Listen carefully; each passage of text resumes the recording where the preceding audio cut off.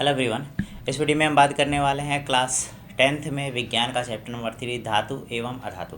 इसमें हमने धातु का निष्कर्षण स्टार्ट किया था, जिसमें हमने सक्रियता श्रेणी में मध्य में आने वाले धातुओं का निष्कर्षण कैसे करते हैं इसके बारे में हमने डिस्कस करना स्टार्ट किया था। तो एक बार क्विक रिवीजन करा देता हूँ, क्योंकि इसमें मैंने आधा चीज़ें बता दिया था कि कहाँ तक का एक्सट्रैक्शन करना है। अगर आपने वो नहीं दिखाया तो एक बार आपका रिवीजन हो जाएगा।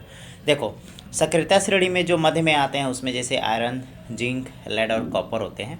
ठीक है, इनकी सक्रियता ज़्यादा और कम वाले के बीच में होती है। मतलब ये थोड़ा सा ज़्यादा सक्रिय होते हैं नीचे वाले से और थोड़ा सा कम सक्रिय होते हैं उच्च वाले से।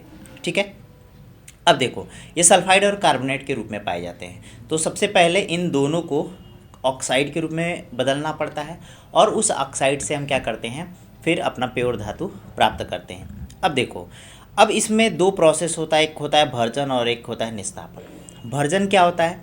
जब कोई भी अयस्क अपने सल्फाइड के रूप में होता है, ध्यान देना है, जब कोई भी अयस्क सल्फाइड के रूप में होता है तो उसको गर्म करने पर वो किस में बदल जाता है? ऑक्साइड में बदल जाता है। यह प्रक्रिया भर्जन कहलाता है। लेकिन अगर कोई भी अयस्क कार्बोनेट के रूप में है और उसको गर्म करने पर अगर वह ऑक्साइड में बदलता है तो इस प्रक्रिया को हम निस्तापन कहते हैं। तो भर्जन और निस्तापन में आपको अंतर आना चाहिए कि अगर सल्फाइड के रूप में अयस्क है, अगर उसको गर्म करने पर ऑक्साइड में बदलता है तो उसको भर्जन कहते हैं। कार्बोनेट के रूप में अगर अयस्क है और उसको वायु की उपस्थिति में अगर गर्म करते हैं और वो ऑक्साइड में बदलता है तो उसको हम निस्तापन कहते हैं।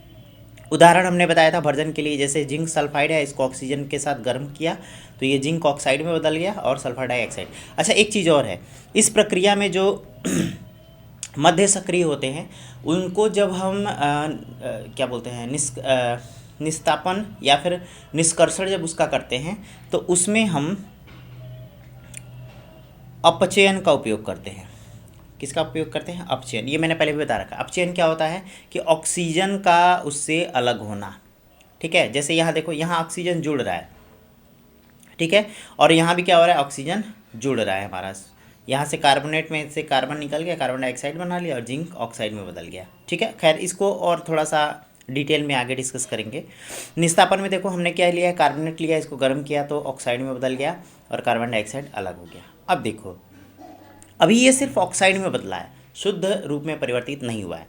तो बाद में इन ऑक्साइड्स को निष्कर्षण के लिए जब हम धातु प्राप्त करना होता है तो इसमें हम अपचयन का उपयोग करते हैं या फिर अपचायक का उपयोग करते हैं। अपचायक क्या होता है कि उसमें से ऑक्सीजन को उससे बाहर निकाल देगा। ठीक है, इसके लिए हम कार्बन का प्रयोग करते हैं।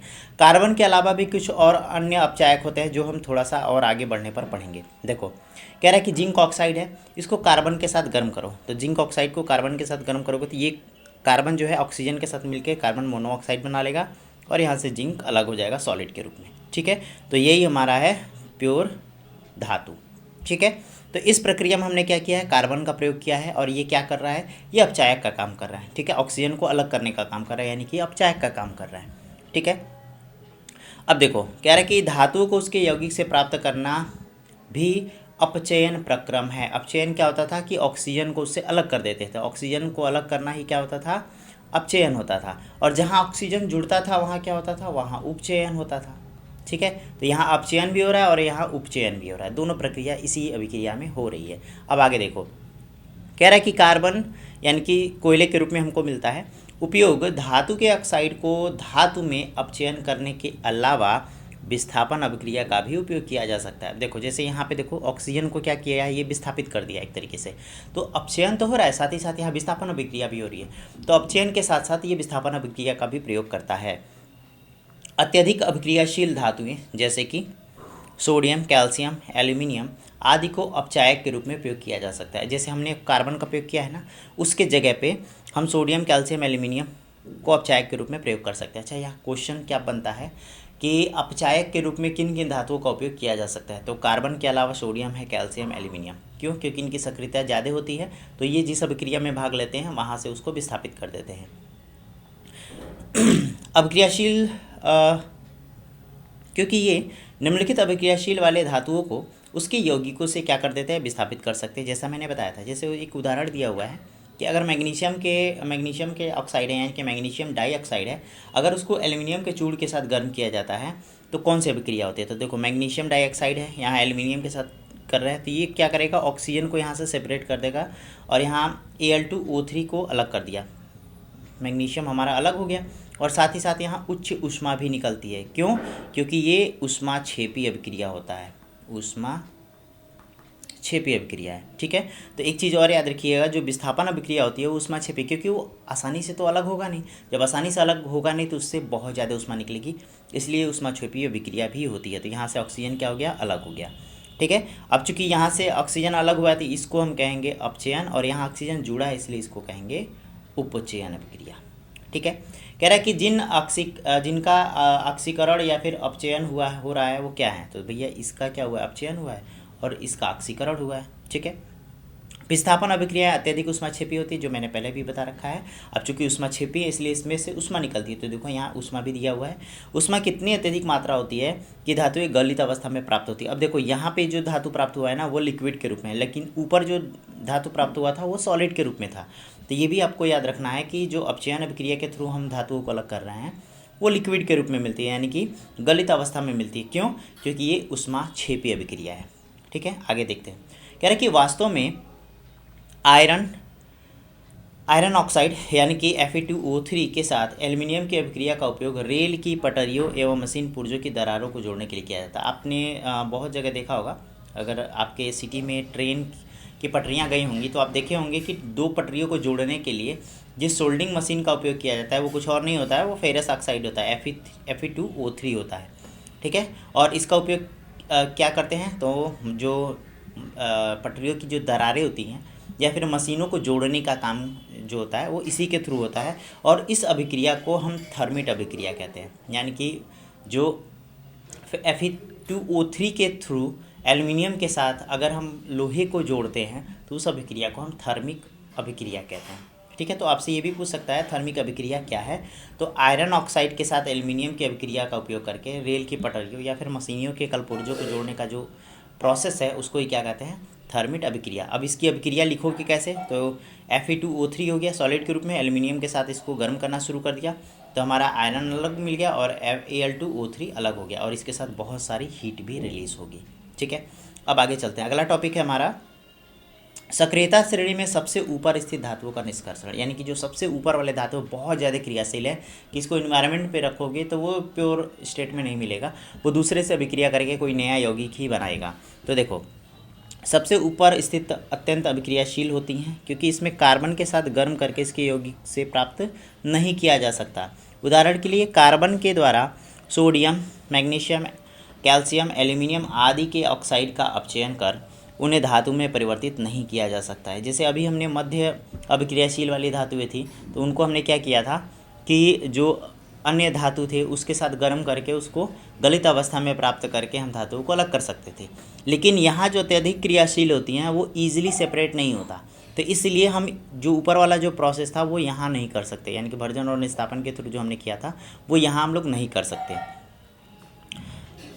धातुओं की बंधुता कार्बन की अपेक्षा ऑक्सीजन के प्रति अत्यधिक होती है। जो धातु जो दूसरे धातु के साथ जुड़ते हैं ना, तो कार्बन की अपेक्षा ऑक्सीजन के प्रति अत्यधिक होती है।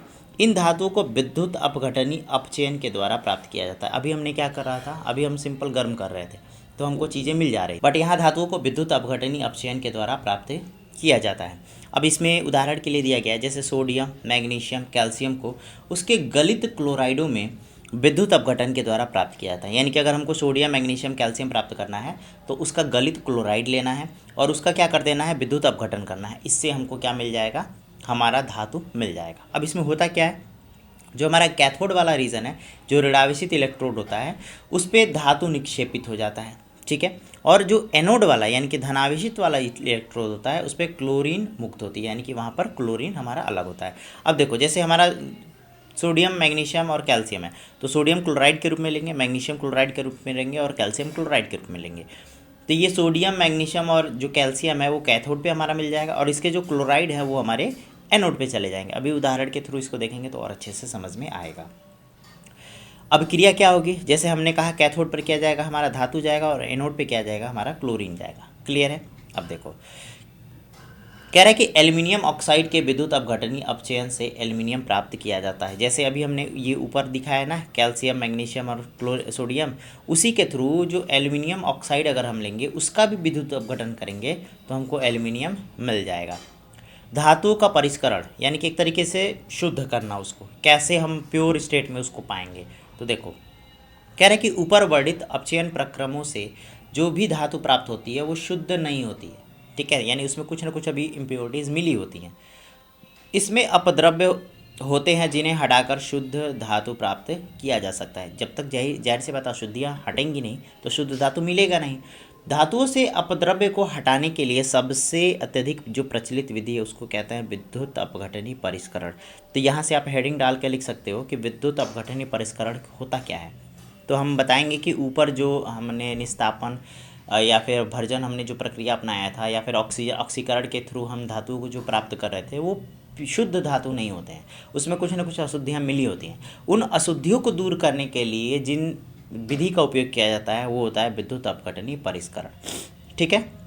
तो एक्चुअल में विद्युत अपघटनीय परिष्करण होता क्या है, इसमें कह रहा है कि कॉपर, जिंक, टीन, निकेल और सिल्वर, गोल्ड, ये कुछ धातुएं हैं, इनका परिष्करण जो है विद्युत अपघटन द्वारा किया जाता है। तो ये आपको याद रखना पड़ेगा किन धातुओं का जो परिष्करण है वो विद्युत अपघटन विधि के द्वारा किया जाता है।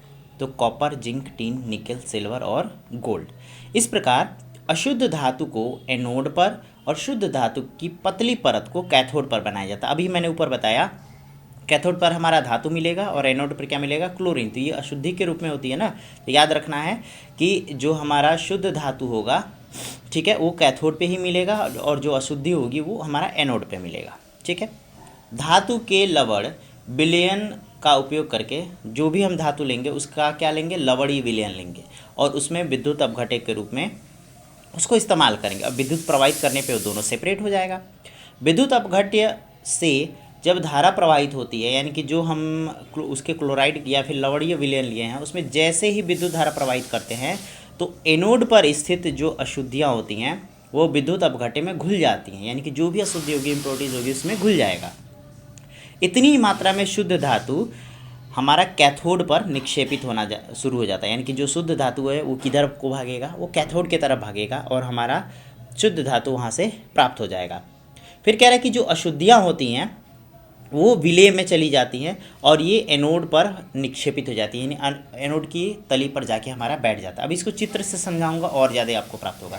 अब देखो ये जो अशुद्धियाँ एनोड पर तली पर जाके बैठी है ना, इसी को ही कहते हैं एनोड पंख। तो आपसे यहाँ भी क्वेश्चन पूछ सकता है एनोड पंख क्या होता है। तो याद करिएगा कि विद्युत अपघटनीय प्रक्रिया में किसी भी धातु के विलयन में जब विद्युत धारा प्रवाहित करते हैं तो एनोड की तली पर जो अशुद्धियाँ बैठती है उसको ही क्या कहते हैं, एनोड पंख कहते हैं, ठीक है। अब इसको चित्र के थ्रू समझते हैं। जैसे देखो यहाँ पे हमारा कैथोड है, यहाँ पे हमारा एनोड है और इसके अंदर हमने मिलाया है कॉपर सल्फेट का विलयन, ये अम्लीकृत है यानी कि अम्लीय है, ठीक है। और जैसे इसको बैटरी से हम ऐड करते हैं तो इस पर धारा प्रवाहित होती है और धारा प्रवाहित होगी तो एनोड पे जो हमारा अशुद्धि युक्त क्लोराइड होगा उसमें से जो धातु होगी वो भागेगा हमारा कैथोड की तरफ। तो देखो कॉपर भाग रहा है हमारा कैथोड की तरफ और इसी के पास इम्प्योरिटीज़ तली पर जाके नीचे बैठ जाएगी। इसी को हमने क्या कहा है, एनोड पंख कहा है। क्लियर है, पूरा चीज़ समझ में आ गया होगा उम्मीद करता हूँ। अब आगे देखते हैं संक्षारण। देखो संक्षारण को हमने पिछले चैप्टर में पढ़ रखा है, जैसे जंग लगना वही क्या है, हमारा संक्षारण है। यहाँ भी थोड़ा सा है तो उसको थोड़ा सा पढ़ लेते हैं। कह रहा है कि खुली वायु में कुछ दिन पर छोड़ देने पर सिल्वर की कुछ वस्तुएं होती हैं वो काली हो जाती है। तो काली क्यों हुई है भैया, ऑक्सीजन के साथ रिएक्ट करके वो ऑक्साइड बना लिया, सिल्वर ऑक्साइड बना लिया है। सिल्वर वायु में उपस्थित सल्फर के साथ अभिक्रिया करके सिल्वर सल्फाइड की परत बनाने के कारण ऐसा होता है। तो अगर ऐसे भी क्वेश्चन पूछेगा कि सिल्वर की कुछ वस्तुएं वायु में रख देने पर काली क्यों पड़ जाती हैं, तो क्योंकि वायु में जो सल्फर की मात्रा मौजूद है ना, उससे वो रिएक्ट करके सिल्वर सल्फाइड बना लेता है, इसीलिए वो काली पड़ जाती है, ठीक है।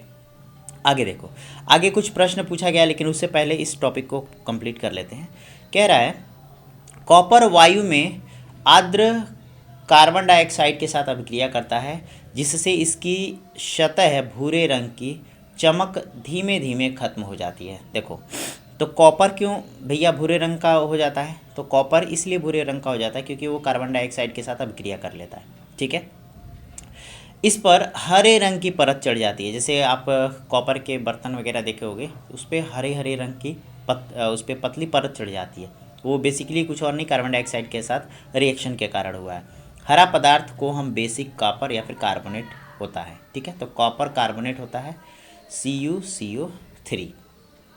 लंबे समय तक आर्द्र वायु में रहने वाले लोहे पर भूरे रंग की पत्रिका परत चढ़ जाती है। आप देखोगे लोहे पर जो जंग लगता है वो भूरे रंग की ही तो होती है। क्यों?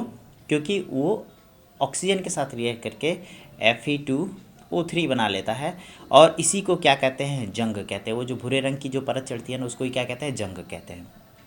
देखो उसके लिए क्रियाकलाप दिया है, बट उससे पहले इन क्वेश्चंस का उत्तर देख लेते हैं। कह रहा है कि प्रश्न परिभाषा दीजिए, खनिज क्या होता है? तो भैया जो भी चीज़ें हम ज़मीन से प्राप्त करते हैं वही हमारा क्या है? खनिज है, क्योंकि उसमें कुछ ऐसी चीज़ें होती हैं जिसका उपयोग हम अपने जीवन में कर सकते हैं।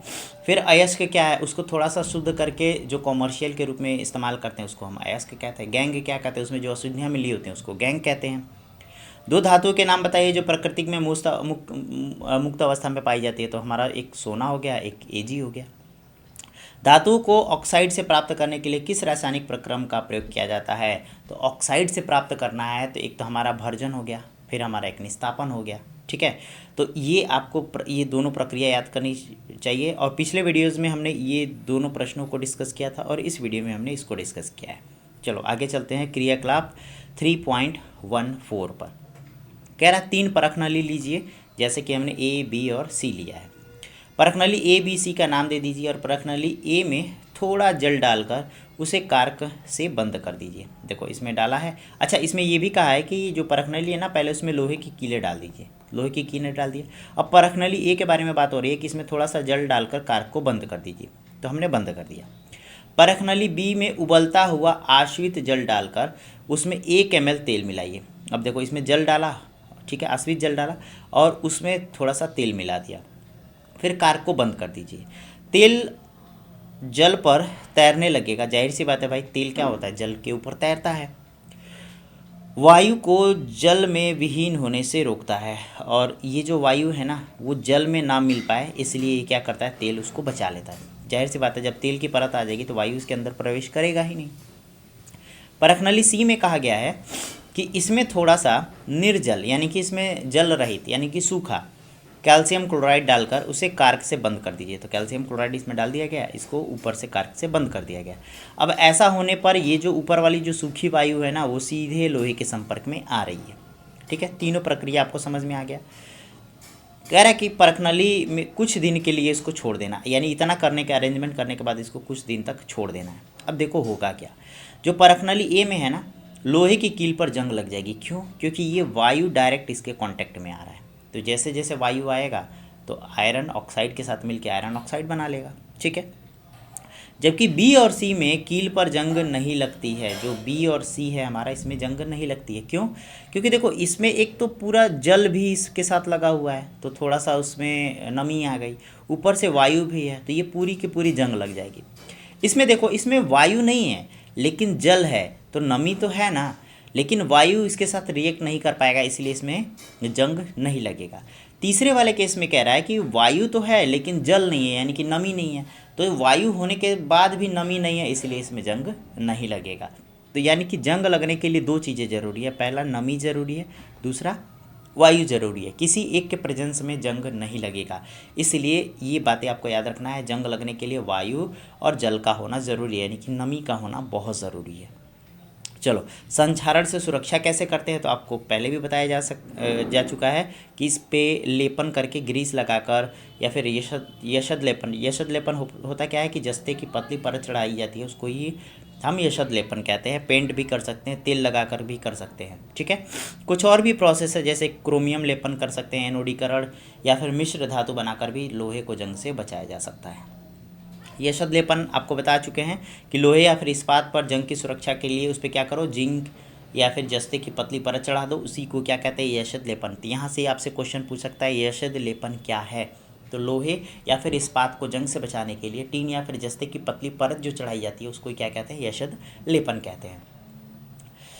अब देखो यशद लेपन की अगर परत हट भी जाएगी ना, वो फिर भी उसको जंग से बचाता है। क्यों? क्योंकि उसकी क्वालिटी ही ऐसी होती है। आगे देखो, कह रहे कि धातु के गुणधर्मों को बेहतर बनाने की अच्छी विधि मिश्रात्वन है, यानी कि अगर धातुओं को उसके अच्छे रूप में प्रयोग करना है, मतलब वो बहुत ज़्यादा स्ट्रांग हो, उस पर जंग भी ना लगे, तो उसको मिश्रात्वन कर दो, यानी कि उसमें अन्य धातु मिला दो, वो उसको मिश्र कर दो, मिश्रित कर दो, ताकि दूसरे की भी क्वालिटी हो जाए और वो ज़्यादा स्ट्रांग हो जाए। इस विधि में हम इच्छानुसार धातुओं के अत्यंत गुणधर्म प्राप्त कर सकते हैं। उदाहरण के लिए जैसे लोहा सर्वाधिक उपयोग में आने वाली धातु है, लेकिन कभी भी शुद्ध अवस्था में इसका प्रयोग नहीं किया जाता है। जो लोहा होता है ना, उसको हम शुद्ध अवस्था में प्रयोग नहीं करते हैं। ऐसा क्यों? क्योंकि वो इतना, क्या बोलते हैं उसको, मुलायम होता है कि उसको इजीली बेंड किया जा सकता है। यानी कि जो शुद्ध लोहा होता है ना, वो ज़्यादा मजबूत नहीं होता। ठीक है, तो ऐसा इसलिए क्योंकि शुद्ध लोहा अत्यंत नम होता है, गर्म करने पर इसकी सुगंधता खिंच जाती है। ठीक है, लेकिन यदि इसमें थोड़ा सा कार्बन मिला दिया जाए, वो भी देखो कार्बन की कितनी मात्रा, 0.05%, यानी 1% भी नहीं, ठीक है, मिला दिया जाता है, तो यह कठोर तथा प्रबल हो जाता है। देख रहे हो ना, कार्बन की थोड़ी सी मात्रा मिला रहे हैं तो लोहा क्या हो गया, कठोर एवं प्रबल हो गया। लोहे के साथ निकेल और क्रोमियम मिलाने पर ये स्टेनलेस इस्पात प्राप्त होता है। तो यहाँ से क्वेश्चन आपसे राइज होता है, स्टेनलेस इस्पात क्या होता है, यानी कि स्टेनलेस स्टील क्या होता है। तो स्टेनलेस स्टील, लोहे के साथ अगर हम निकेल और क्रोमियम को मिलाते हैं तो जो नया मिश्र धातु प्राप्त होता है उसको ही कहते हैं स्टेनलेस स्टील या फिर स्टेनलेस इस्पात। ठीक है, जो कठोर होता है और उसमें जंग नहीं लगता। इस प्रकार यदि लोहे के साथ कोई अन्य पदार्थ मिश्रित किया जाता है तो इसके गुणधर्म बदल जाते हैं। तो याद रखना है, गुणधर्म, किसी भी धातु के गुणधर्म कब बदलते हैं, जब उसके साथ कोई अन्य पदार्थ मिला दिया जाता है। वास्तव में कोई अन्य पदार्थ मिलाकर किसी भी धातु के गुणधर्म बदले जा सकते हैं। यह धातु तथा अधातु कुछ भी हो सकता है, यानी कि किसी भी धातु में अगर जो अन्य पदार्थ मिला रहे हैं तो वो धातु भी हो सकता है और अधातु भी हो सकता है। मिलाने पर उसके गुणधर्म क्या हो जाएंगे, कंप्लीटली बदल जाएगा। दो या दो से अधिक धातु के समांगी मिश्रण को हम मिश्र धातु कहते हैं। तो आपसे ऐसे भी क्वेश्चन पूछ सकता है, मिश्र धातु क्या होता है। तो मिश्र धातु की परिभाषा क्या लिखोगे, दो या दो से अधिक धातुओं के समांगी मिश्रण को क्या कहते हैं, मिश्र धातु कहते हैं। इसे तैयार करने के लिए पहले मूल धातु को गलित अवस्था में लाया जाता है। यानी कि मिश्र अगर धातु प्राप्त करना है, पहले जो हम जिस धातु को मिश्र धातु में बदलना चाहते हैं उसको क्या करेंगे, गलित अवस्था में लाएंगे। उसके पश्चात इसमें दूसरा धातु एक निश्चित अनुपात में, ऐसे नहीं कि रैंडमली मिला दिया, तो एक निश्चित अनुपात में इसमें विलीन किया जाता है और फिर इसे कमरे के ताप पर ठंडा किया जाता है, यानी कि शीतलकृत किया जाता है। तो जो धातु मिलेगा उसको क्या कहेंगे, मिश्र धातु कहेंगे। समझ में आ गया? अब देखो आगे, देखो आगे कह रहा है कि जो शुद्ध सोने को 22 कैरेट कहा जाता है। जो हमारा शुद्ध सोना होता है ना, सॉरी 24 कैरेट कहा जाता है। जो एकदम प्योर सोना होता है, गोल्ड होता है, उसको 24 कैरेट कहते हैं। तथा ये काफ़ी नम होता है, इसलिए आभूषण बनाने के लिए यह उपयुक्त नहीं होता। यानी कि जो हम ज्वेलरी वगैरह यूज़ करते हैं ना, वो 24 कैरेट नहीं होता है। इसे कठोर बनाने के लिए इसमें चांदी या फिर तांबा मिलाया जाता है। ठीक है, भारत में अधिकांशतः आभूषण बनाने के लिए 22 कैरेट सोने का उपयोग किया जाता है। अब बताओ 24 कैरेट होता है, हमने 22 कैरेट यूज़ किया है। 22 कैरेट यूज़ करने का मतलब है जो 2 कैरेट है इसमें क्या मिलाया हमने, इम्प्योरिटीज़ मिलाया है। यानी कि 22 भाग शुद्ध सोना है और 2 भाग तांबा या फिर उसमें चांदी मिलाया गया है। क्लियर है? आगे देखो, अगला हेडिंग है अमलगम क्या है। कह रहा है कि अगर कोई भी धातु है वो पारद है, ठीक है, तो इसके मिश्र धातु को अमलगम कहते हैं। कोई मिश्र धातु अगर पारद है तो उसको क्या कहेंगे, अमलगम कहेंगे। शुद्ध धातु की अपेक्षा उसके धातु की चालकता और गलनांक कम होता है। देखो जो अमलगम होता है ना, उसके शुद्ध अगर रूप को देखा जाए तो उसकी विद्युत चालकता ज़्यादा होती है, गलनांक भी ज़्यादा होता है। लेकिन जो अमलगम होता है इसकी विद्युत चालकता कम होती है तथा गलनांक भी क्या होता है, कम होता है। जैसे कह रहे कि तांबा एवं जस्ता यानी कि कॉपर एवं जिंक, इसको मिलाने पर हमको मिश्र धातु के रूप में पीतल मिलता है। लेकिन अगर हम ताम्र यानी कि तांबा और टीन को मिलाया जाए, यानी कि कॉपर और एसएन को मिलाया जाए, तो हमको कांसा प्राप्त होता है। तो यहाँ से भी क्वेश्चन बनता है, पीतल कैसे प्राप्त करते हैं और कांसा कैसे प्राप्त करते हैं। तो पीतल कॉपर और जिंक को मिलाने से मिलता है और कॉपर और टीन को मिलाने से, यानी कि ताम्र और टीन को मिलाने से हमको कांसा प्राप्त होता है। दोनों के दोनों क्या है, विद्युत के कुचालक हैं। लेकिन ताम्र का उपयोग विद्युत परिपथ बनाने में किया जाता है। जो हमने तांबा का उपयोग किया है ना, ये विद्युत परिपथ बनाने में उपयोग किया जाता है। लेकिन जो कांसा प्राप्त होता है वो विद्युत का कुचालक है, यानी कि चालक से कुचालक में परिवर्तित हो गया। जो सीसा और टीन है, सीसा और टीन को मिलाकर हम शोल्डर बनाते हैं, ठीक है, लेड और एसएन को मिलाकर हम क्या बनाते हैं, सोल्डर बनाते हैं, जिसका गलनांक बहुत कम होता है।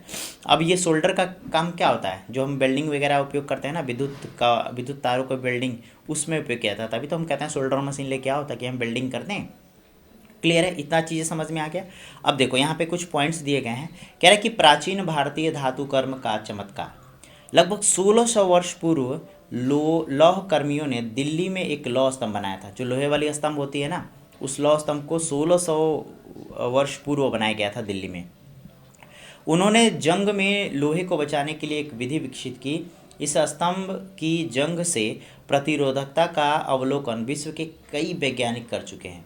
यह स्तंभ कुतुब मीनार के निकट स्थित है और इसकी हाइट 8 मीटर और भार 6 टन। 6 टन कहने का मतलब है 6000 kg। अब सोच सकते हो कि वो इतने सालों से अभी भी उसमें जंग नहीं लगा है, वो कौन सी विधि का उपयोग किया गया होगा, क्योंकि वो आजकल उपयोग नहीं किया जाता। आज कोई भी सामान खरीद लो, इवन आप स्टेनलेस स्टील भी खरीद लोगे तो उसमें भी कभी ना कभी जंग लग जाती है, ठीक है, क्योंकि मिलावट इतनी ही चीज़ें आ गई हैं।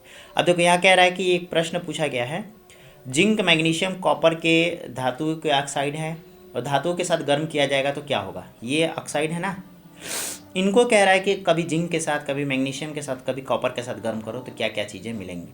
तो इसका आंसर मैंने यहाँ दिया हुआ है। देखो यहाँ कह रहा है डिस्प्लेसमेंट रिएक्शन तब घटित होता है, हमने पहले भी बता रखा है, जब ज़्यादा क्रियाशील धातु और कम क्रियाशील धातु के यौगिक से उसको विस्थापित करके खुद उसका जगह लेंगे तो उसको क्या कहते हैं, विस्थापन अभिक्रिया कहते हैं। ठीक है, यहाँ मैग्नीशियम जो है वो सबसे अधिक सक्रिय धातु है, फिर जिंक है और फिर कॉपर है। तो ऊपर आते हैं, मैग्नीशियम सबसे ज़्यादा है, फिर जिंक है, फिर कॉपर है।